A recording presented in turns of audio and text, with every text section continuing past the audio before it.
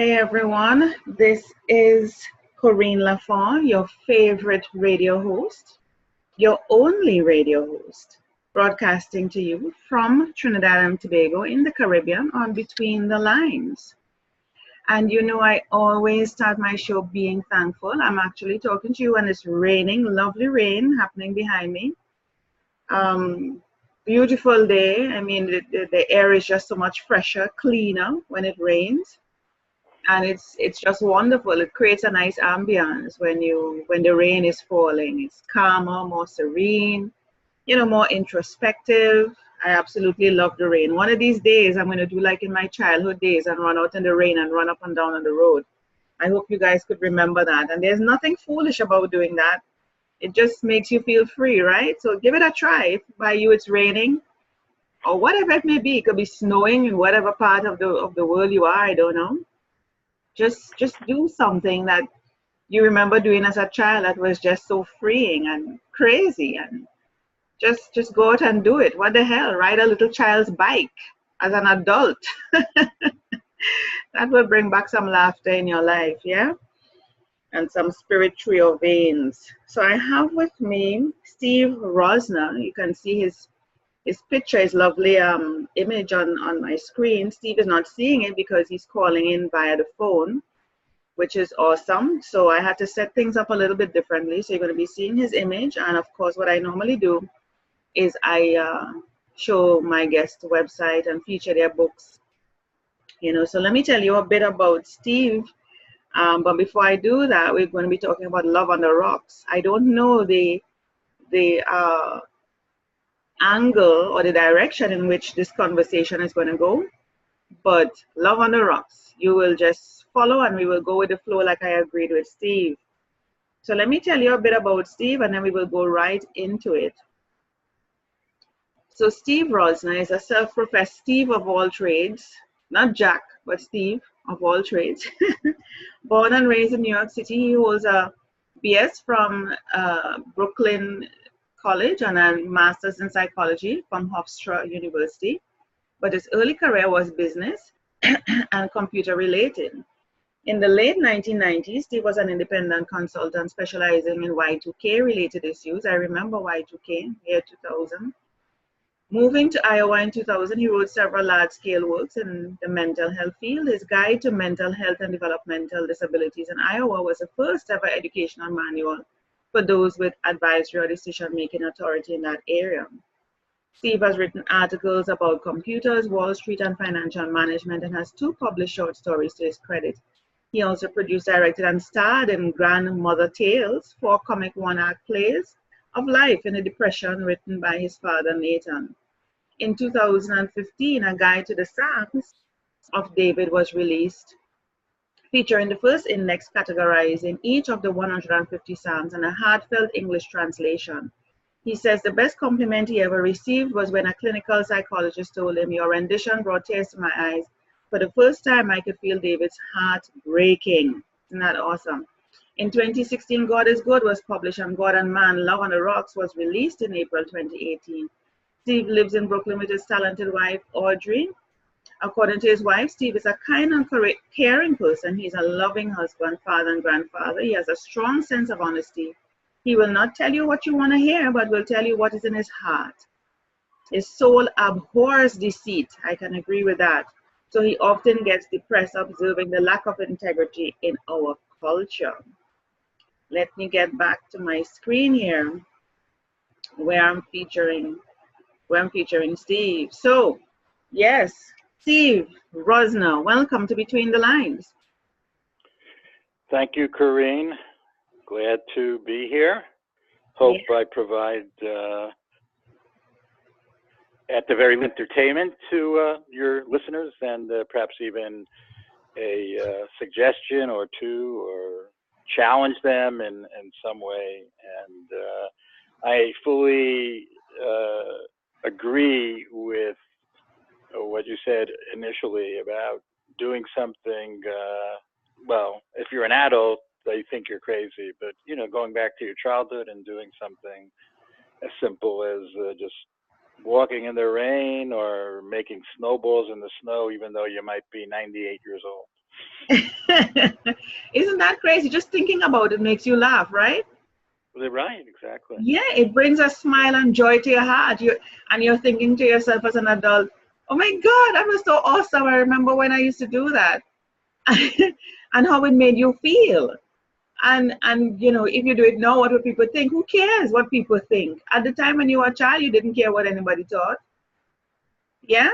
So we lost that along the way into We adulthood. lost that along the way, and that is very, it's a very, very tragic, It from is. my point of view, because, as far as I'm concerned, it took many, many years to learn this, but there's only one being that you or a person should, needs to please, and who, we need to care what he thinks, and Yeah, that is God.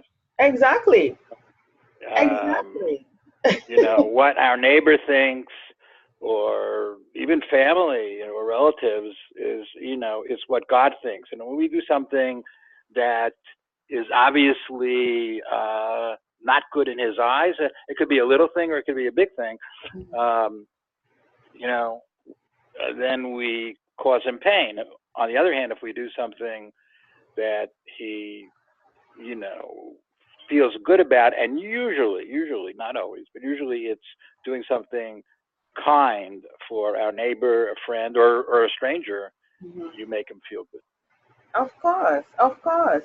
We all need to just get back into those childlike qualities of innocence, no influence, no thoughts of the ego, no thoughts of, trying to live up to other people's expectations. You had no such conditions. You want to go back to a sort of unconditional life because that's really where it's at. But, well, absolutely, Yeah, absolutely. that's really where it's at.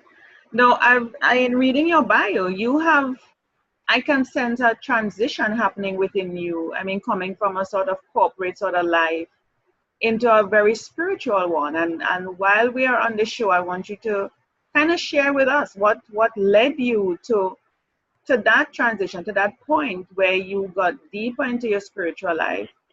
I don't know if you were always spiritual from birth, growing up in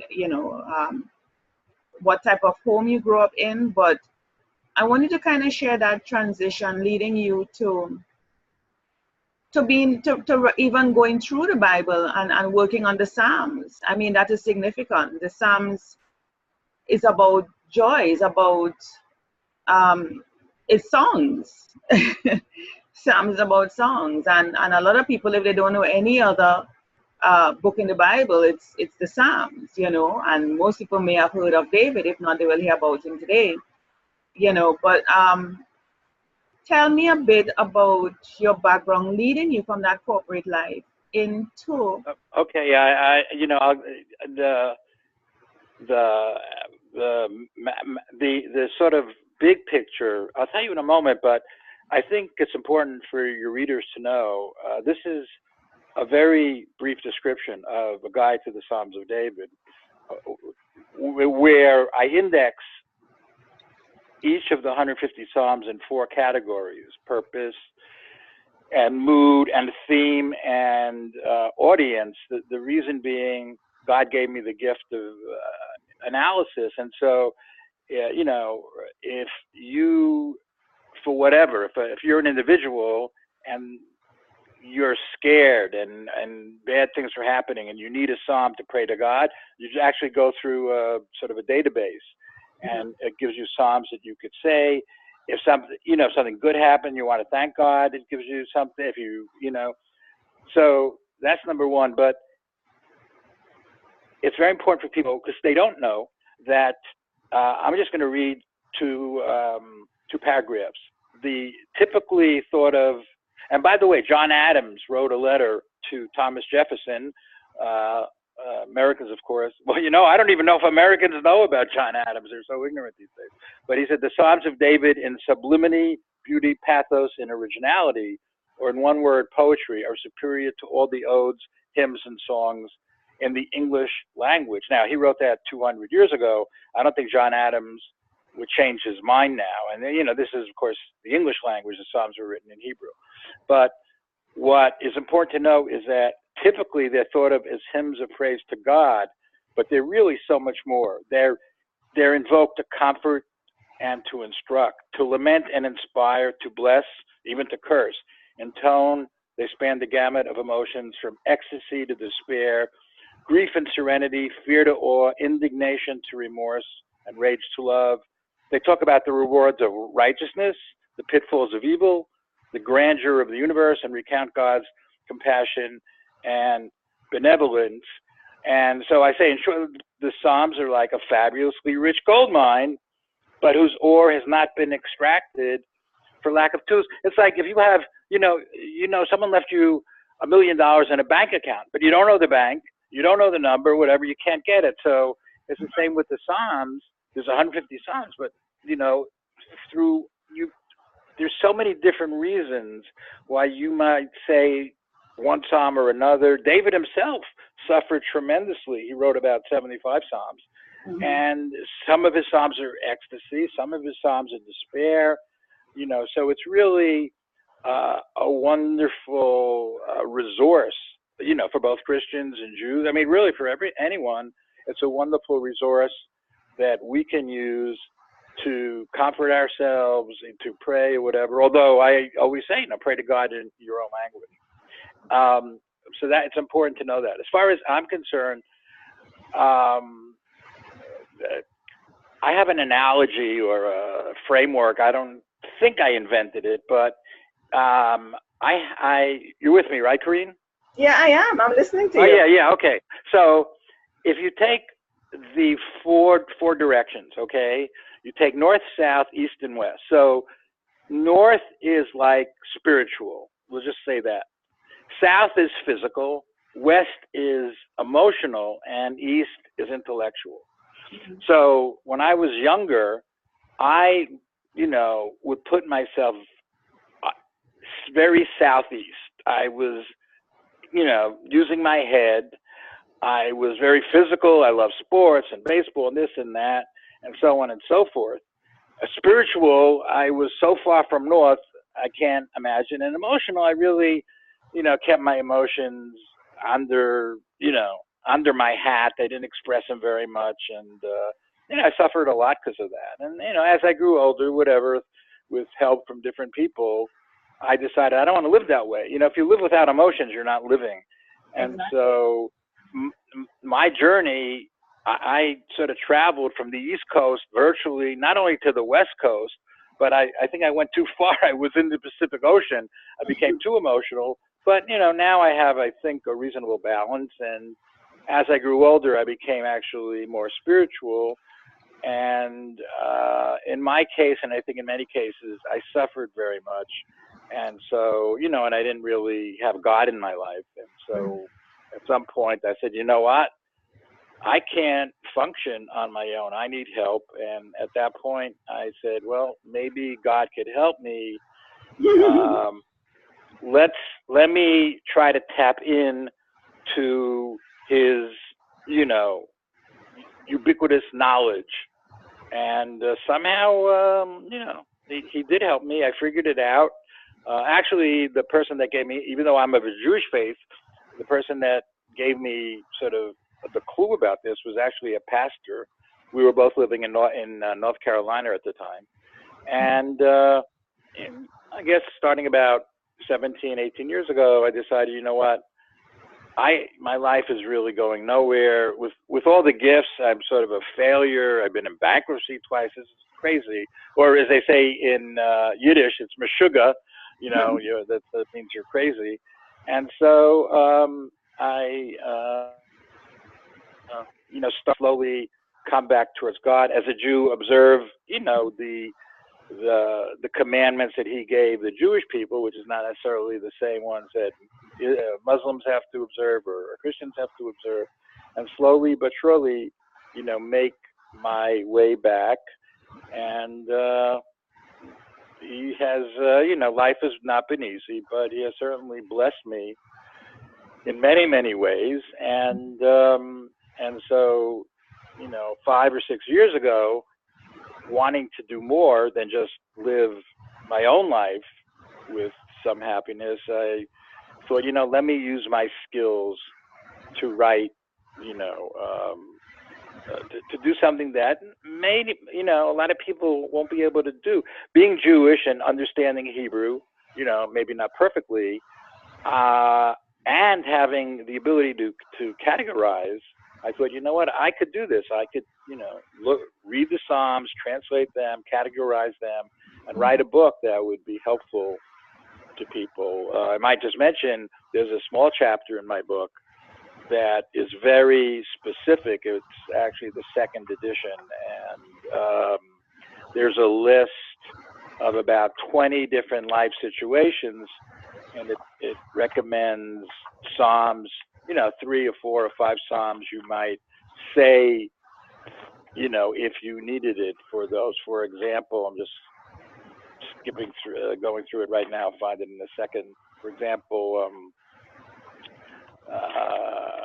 where is it? Okay.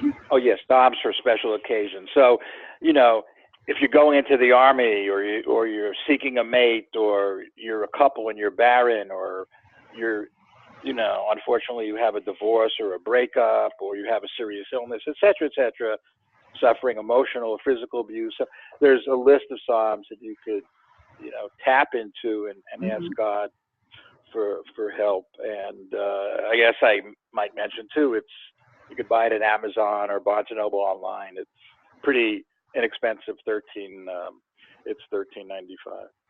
I have been, while you were talking, I was actually featuring the website, Guide to the Psalms.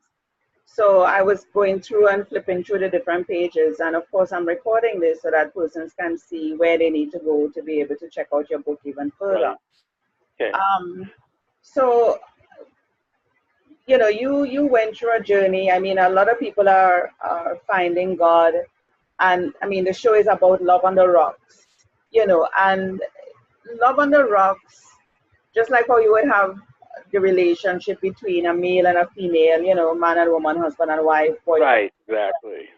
It's the same relationship with you and God, and let's just categorize everybody as man and God, Right. So our relationship goes just like any husband and wife, ups and downs, ebbs and flows. It's the same thing with God. People may call the source divine, whatever you may want to call him, or change the gender and say, oh, it doesn't matter. It's your personal relationship. We all have those times when we question, we doubt, we go through those times, and we wonder, is God really there? Is he looking? Is he, is he around? Is he doing what he's supposed to do? Am I doing what I'm supposed to do? Well, most of the time we don't say if we are doing what we are supposed to do. We're always looking to him to say, what is he doing? As opposed to us taking responsibility for what we need to do. Because a relationship between husband and wife, it is not one-sided. It's two people. So instead of saying what the wife is supposed to be doing or what the husband is supposed to be doing, really the question is, what are you doing? Don't focus really on what the other person is supposed to be doing. You make sure and just do your part. So this is what also, causes love to be on the rocks. Your focus is on the wrong person and is on the wrong thing. Because you're looking to blame shift as well. Something goes wrong, you blame God. Something goes right. Well, I don't know if you would even give credit to God. Exactly. But once something goes wrong, you blame God. Why did you make that happen? I thought you are all powerful, all knowing, all whatever. So when something goes wrong, we know who to blame, who to point the fingers to, and then we take credit for everything else. So, we this love on the rocks thing, we have to be very, very careful and know really where the responsibility lies.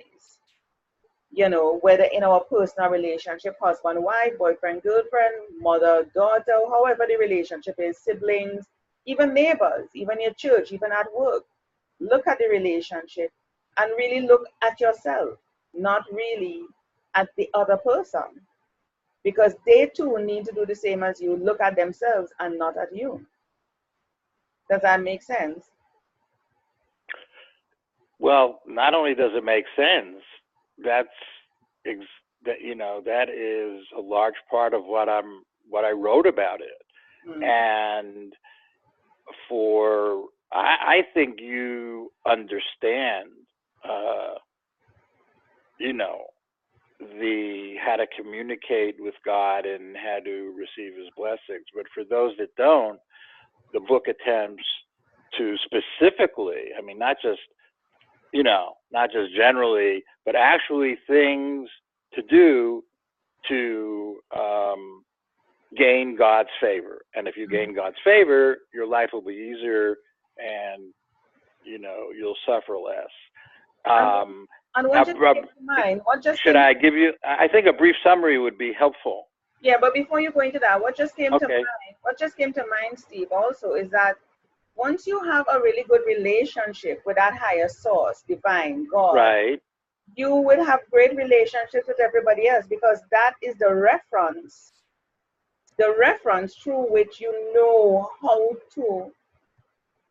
to interact with another being. If you know, and you know what God expects of you, and what the relationship that you should have with Him, I would think that should be our guide, all our guide, to know, okay, how I should deal with my spouse, how I should deal with my mother. You should be questioning yourself. So if you did something to another human that you feel unsettled about, that should tell you, no, that did not resonate well with God, because you're supposed to know better, and you should go back to that individual and either apologize or explain yourself, whatever it is, to make things right. Am I making sense with that? Not only are you making sense, a couple of days ago, it's the Jewish New Year right now. Is Rosh Hashanah, and from the the 5 books of Moses, God he gives the Jewish people one day a year. It's called the Day of Atonement, which most people might know as Yom Kippur, even if they're not Jewish. And that's a day the Jewish people, they pray all day, they fast, because God says, you afflict your souls. On that day you must afflict your souls. Anyone who doesn't afflict their souls will be cut off from the people. And one of the things you do is exactly what you said. Once a year before Yom Kippur, a day or 2 or 3 or 4, if you have wronged someone during the year, whether you know it or not, those who are close to you, you go and you ask for forgiveness. Please forgive me for anything I did that made you angry or upset you, or so on and so forth. It's sort of a custom, and they, obviously they'll say yes, or well, most people would, and then they ask you for your forgiveness, which of course you should give readily, and that is actually a long-standing custom among the Jewish people before Yom Kippur, where we hope that God will forgive us and can forgive our sins. So that certainly is right on. But what is interesting, well, the book itself, it actually has 5 major themes, which I'll talk about, and a couple of ideas are not necessarily held by most religions, Jewish and Christianity. But these are my ideas, and you could accept them or not, or it's not about making money for me, because I think I make $1.20 for every book that's sold, maybe a little more on Amazon. I don't care about that. What I like to do is try to make this world a better place and inspire people to be a little kinder and have more empathy. But the whole idea of Love on the Rocks is that ever since day 1 or day 6 or whatever, whenever Adam and Eve ate from the tree, or Cain killed Abel, however you want, mankind has been evil again and again for 6 millennia or whatever it is. Now, there are times that there's some very good people. There have been very good nations for a short period, but by and large, it's been evil. And God, He feels you know, there's some religions that think he doesn't feel. He's perfect. He doesn't feel. I don't. God feels very strongly, and it hurts him very much when people do evil things, and it gives him great pleasure when they do good things. So the book is divided into four parts. First of all, it actually gives a proof that God exists for those that don't, you know, believe it. It talks about good and evil. It talks about God and his attributes, man and his attributes, how the Bible and science don't conflict, and so on and so forth. And part two actually talks about the ethics, ethical, philosophical, the different ethical systems, and more importantly, it gives a summary of 6 major religions. It spends the most time on Judaism because most of the religions come from that, but there's Christianity, Islam, Buddhism, Confucianism, and Hinduism. You know, there are obviously more. And what's interesting, in my point of view, if you go down to the core, they're basically all the same. The fact that they're so different and the fact that there's so many rituals, that came later. But Moses or Jesus or Mohammed, those who actually founded, or Buddha or Siddhartha who founded Buddhism, if they came back here, they wouldn't recognize a religion, in my point of view. And what is so tragic is that religion has been the cause of so much horror and so much death and so much abominations. It's beyond belief. And so the third section of the book documents the evil, both religious and secular evil, from biblical times until right now, until with even aside from the Holocaust or World War I or communism, you've had the genocides of Rwanda and Bosnia and so on and so forth. Totally unbelievable evil, and this evil this estranges us from God, which is love on the rocks. God created us with love. He wanted, he wanted to bless us, and we're doing the most abominations. It's so sad. So, I'd say, what does God really want? And if I could find it, this is really what he wants.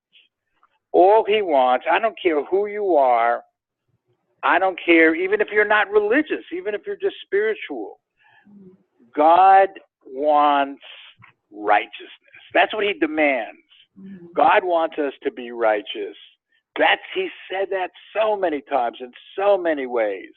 And if you are righteous, he'll shower his blessings on you. It's spelled out in the Old Testament, in Psalms, in the New Testament, in the Quran.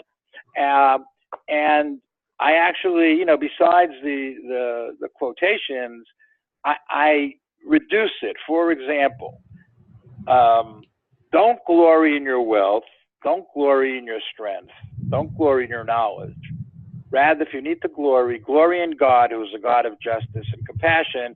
That comes from Jeremiah 9:23.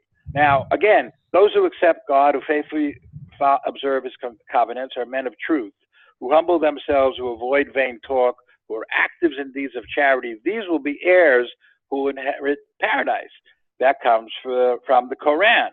Again, one must remain loyal to oneself and charitable towards his neighbors. That comes from Confucius, from a constant virtue number 4. And to me, I say, people, remember this, like a bus stop, M68, okay? All you people remember M68. What is M68? M68 is from the book of Micah in the Old Testament. What does it say? 6 is the chapter, 8 is the verse. It says, humans, does God require of you? Do justice, love compassion, and walk humbly with the Lord your God. That's really all. That's exactly, whatever else, if you're of this culture, then yeah, you follow your culture. If you're a Jew, you follow, the Jewish religion, the Christian, the Islam. But, this is really what he wants. And if you really want to get it down to one sentence, I quote, All you need is love. Who Simple said as that? The Beatles. Simple as that. All you But need that's is love. really that's what it is about. But God It's is not a love. question of ritual But Steve, and God is love. God is all love. you need is love. That's it. That's it. That's it. So all of these Right. things that people are doing and searching, and God is love. His name is love. Right. That's Right. it. Everything else pales in comparison Right. because that says everything to you. That Right. is supposed to feed into everything else. And some people may want to argue with me on that, but I stick to that. Love is the answer to everything, right? All Because you need is all love. I mean, you need is love. not the last few chapters tell everyone how to engage God, how to have faith, and how to have a better life. You know what I did today, Corrine? I would love to hear. Well, first I went to pray, and I have about 20 people I pray for who are not well. Then I took one of those things, that you see on the road, whatever, people when they want to clean from the grass and stuff. And I live in Brooklyn, and it's so dirty and filthy. And I went around my block, and I picked up, I think today I picked up 170 pieces of litter that was on the grass, not on the concrete, on the grass. They range from soda bottles, coffee cups, cigarette butts. I mean, they could be small or big. And I went around picking it up.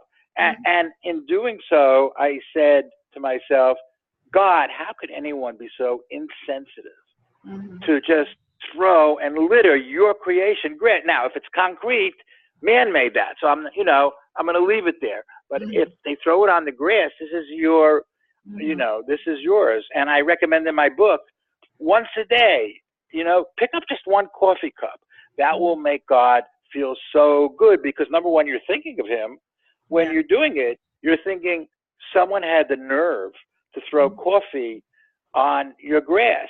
And there's a lot of different things, 10 or 12 different things that I recommend. They're easy things that you can do and God appreciates it. Now, I got to say this because there's one thing one thing I think my own religion and Christianity would disagree with.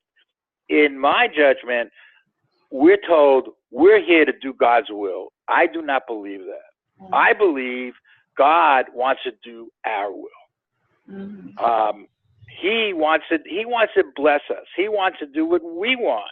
We're not here to do his will. That is my assertion. Angels do his will. We have free choice.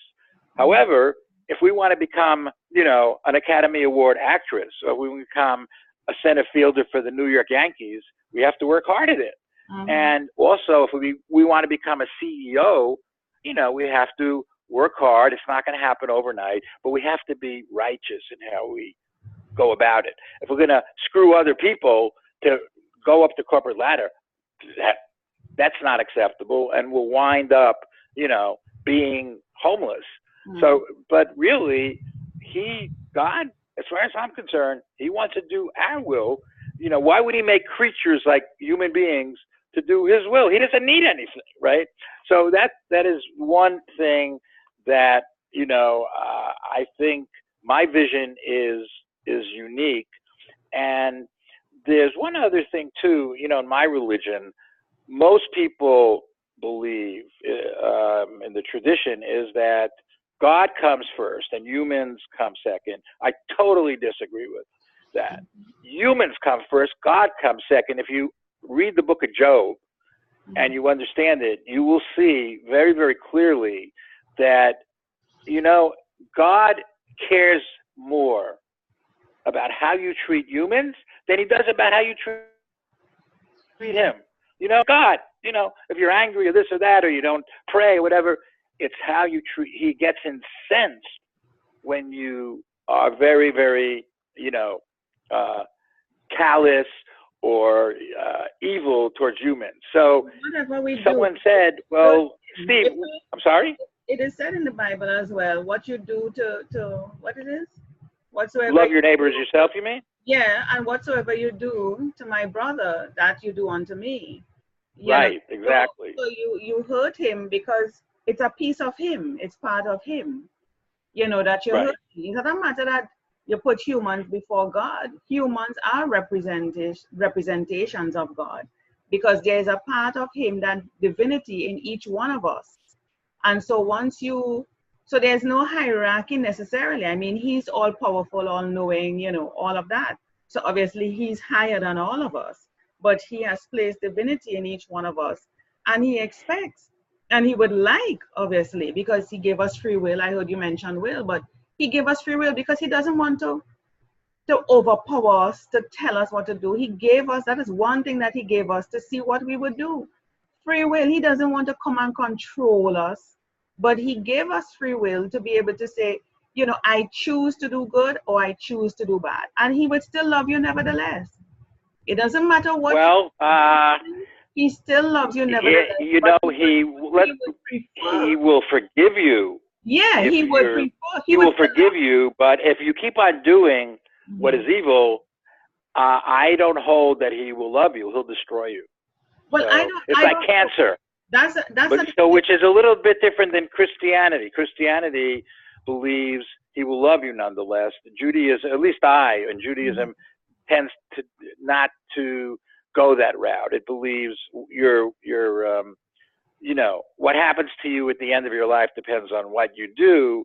Not, but you know, that's neither here nor there. We all should do what is good in his eyes. And um, when I first, you know, was trying to get publicity, whatever, someone asked me, you know, write the major themes of your book. And I think this is important, just for your people. The number one theme is, by living our lives with more integrity and compassion, they will be easier, we will suffer less, and we will be more successful than otherwise. That's number one.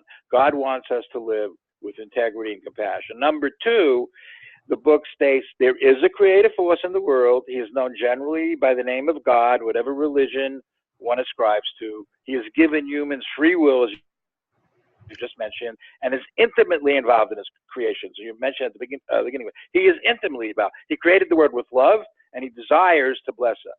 Number three is, each of us has the ability to tap into his knowledge and power, gain his blessings, and get guidance real time in how we run our lives. And I mean exactly that, real time. And I show how to do that. You know, it takes a while, but God will guide you real time. He will tell you and guide you in ways you'll be amazed. You know, you'll say, this is not true, or this is not happening. But he's guided me real time. He has let me know what to do. And I'm just, you know, a guy. Number four is that I believe evil is an independent force man chooses to inflict upon others. We cannot blame God for the evil in the world. By the way, Kareem, there's a whole chapter on suffering. And most of that chapter, I list the causes and the reasons for suffering. And you'll find that 90% or 95% of suffering, you cannot blame God. Now, there are certain things we don't know. We don't know the answer to, and that is, you know, you got to go to the book of Job to, you know, maybe look at it a certain way. But so much, you know, accidents, for example, car accidents, you know, 95% are caused by human failure, and God warns people again and again and again and again. And if they don't follow the warning, and they don't follow and they don't do something about it, you know, something's going to happen, because God works in the material world. You know, if you're texting, if you're eating, I want to interject. etc. I want to interject here. You mentioned the word publicity, and I want to jump across to somebody who's writing a spiritual type book or writing about the Bible. You know, there are persons who are authors on spiritual stuff, nonfiction, etc. Some of them may use fiction to be able to explain a nonfiction story or anecdote or anything like that in order for people to better relate. How has that journey been for you as an author to be able to get publicity? What sort of tips can you share with aspiring authors who are in the spiritual nonfiction realm? What are some tips that you can share with them? Well, there's two different answers within two different parts. I think you have the interview. So let's just take the part as an author before you even think of publishing. One of the questions I had is, do I have advice for other writers? And I'm not going to, let me maybe make 3 points, although I made more. Yeah. Number one, the most important thing in writing is the idea. The idea is very, very precious. So when you write, whatever it is, fiction, nonfiction, anything, a short story, whatever it is, don't lose them. When one or more ideas occur to you, stop what you're doing and put them down, have a little book, a little notebook with you, put them down. And then later, when you go to, you have time, go to the computer, put them on the computer, if you're just at the idea stage, because you might have 100 ideas, of which, maybe 10 are good, but you're going to forget them. So number one, your ideas are very precious. Make sure you put them down someplace and you don't lose them. I talk about, when you're actually writing something, don't try to be perfect the first time. If you're not sure about a word or whatever, just write, put an X next to the word, after the word, so that your spelling check will pick it out, whatever. Just get the idea down. It doesn't have to be, ready to, you don't have to have chapter 1 ready when you didn't even do chapter 3. So just don't try to be obsessive. Everyone needs a good copy editor, so that's obvious. But here's important. You have to believe in yourself and your work. Writing is very subjective. No one has the wisdom to tell you your book is of poor quality or you'll never amount to much as a writer. Someone could tell you, your plot, there's a problem with your plot. You might want to check 23 or something, your historical reference. I don't know if it's correct. Things like that are fine. And I even write, I said, look, I don't care if the chairman of the English department of Harvard University, if he tells you, look, you'll never amount to be a writer, go someplace else. You know what? I mean, these days you can't slap him in the face if you're a woman, but I feel sorry. The guy is a fool. He's an imbecile. And, I feel sorry for students. I'm not picking Harvard. I don't know the English professor there, but just in general, don't let anyone discourage you. And you have to write from your heart, which is very important. And that, if you write from your heart, it's going to be good. If you write because of what people think you're supposed to say or to sell books, it's going to be pretty not bad. And this is very important. People say they have writer's block and they go to therapists and they go this and that.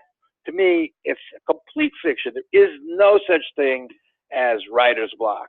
When you can't write, that means your soul, or if there's something telling you, you need to sort of get away from your book. You need a little, go golfing or bowling or walk in the snow or walk in the rain. You don't have writer's block. It's an early warning system. It's like a safety valve. Like, when your car has, your soul is informing your ego that what you're planning to write is not really worthwhile and not really what you want to say. Get away from it for a few days and then come back, and all of a sudden you'll be creative again. Don't spend thousands of dollars going to therapists. So from an individual standpoint, that is, as an author, fantastic. From actually publishing it. Okay, first of all, if you go to a true publisher, the rejection rate is 99%. Unless somehow you're famous for something else. So these days, though, there's print-on-demand publishers. There's about 10 or 12 different publishers, and you control what you're doing. An average book might cost a couple of $1,000s. You retain copyright, and you could look on the internet, and there, any number of publishers, and they will you format the book. They could design the cover, or you could give them a cover. They will, assign you an ISBN number. They will do whatever, ever they do need to get it.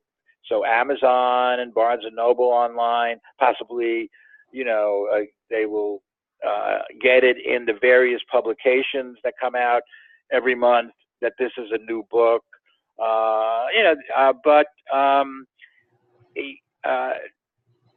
So that's not the hardest thing in the world. But what you have to recognize is, very, very few independent books, very, very few, less than, I don't even know. My books certainly don't. Very few, actually make money. So you really need to do this for other reasons. I say if you want to make money, get a job on Wall Street, because that's where the money is. But if you want, if you just want something for your friends and your children or grandchildren or whatever it is, that is a very good alternative. I mean, you could get lucky, or you could market it yourself, and so on and so forth. One of the things, the publisher I use, I retain the copyright, and I price it, by the way I price it how I want to. So, for example, Love on the Rocks is priced at $12.95. I could have priced it at $19.95, but I wanted to make it as inexpensive as possible, so people could afford it. Now, the less you price it, the less commission or royalty you get. But I don't really care about that.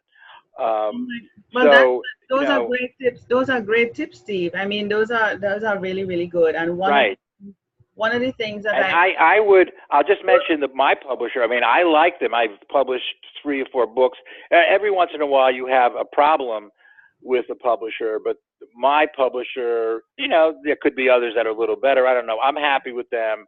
Yeah. They take you through a whole process. It usually takes, once you finish a book, it usually takes 3, 4, maybe 5 months to actually have it in your hand. Yeah. And again, it depends what you're doing. If you have color pictures, it's going to be much more than if it's just black and white. If you have a hardcover, whatever. The publisher I use is called Outskirts Press. You could Google it on, you could Google it, and you could check them out, or you could just Google. It's called POD, Print on Demand Publishers. Each one of them has different pluses and minuses. I'm sure there's a website that actually rates them. I don't know how well Outskirts rates, but I'm very happy. The books, by the way, are really good quality. Very good. I order them myself, and you usually get them for a discount. So you could sell them individually or give them away, which I usually do, and et cetera, et cetera, et cetera. I appreciate the tips that you have been sharing, Steve, on your journey and so on. We have gone well over the time, and I just wanted to kind of round up, and I featured, like I mentioned, your website where persons can get access. As you were talking, I was going through that, so that persons who watch it, I'm going to be putting this on YouTube, they'll be able to see where they can go to your website and purchase your book, or books, as the case may be. So I just want normally it will lead them to Amazon, because I'm not actually sending it out. But if they go to my website and they see it, my email address should be there. Contact. I saw all of that. And I invite any listener who wants to publish, just write me. You don't have to buy the book, buy any book. Write me if you have questions or anything like that. I'm happy to help anyone out there with anything, whether writing something as an author, or when they have a pretty much finished book, advice as far as getting it published. So great. I'm more than happy to help anyone I can. Great. Thank you so much for being on Between the Lines, Steve. I really appreciate my problem. Did I say that? Every time someone says, it's strange, Corrine, I don't, I'm still old fashioned. If I say thank you, people now say no problem. Where did this come from? I was supposed to say you're welcome. No problem is I'm sorry to bother you and make you go out of your way. Then you say no problem. But if you're thanking, no problem, I don't know. I guess I'm past my prime, right? No, no, no, no. Thank you so much again, Steve, and thanks for your time and sharing. Thank you. Really Thank been you. I appreciate it. I hope you have thousands of listeners, not to buy my books necessarily, although, I wouldn't mind, but also to maybe learn, maybe I give a suggestion or two and possibly to contact me, yeah. with when they're writing their own book. Thank you so much for being on Between the Lines, Steve. Okay. Talk to you soon. Okay, bye bye. Bye bye.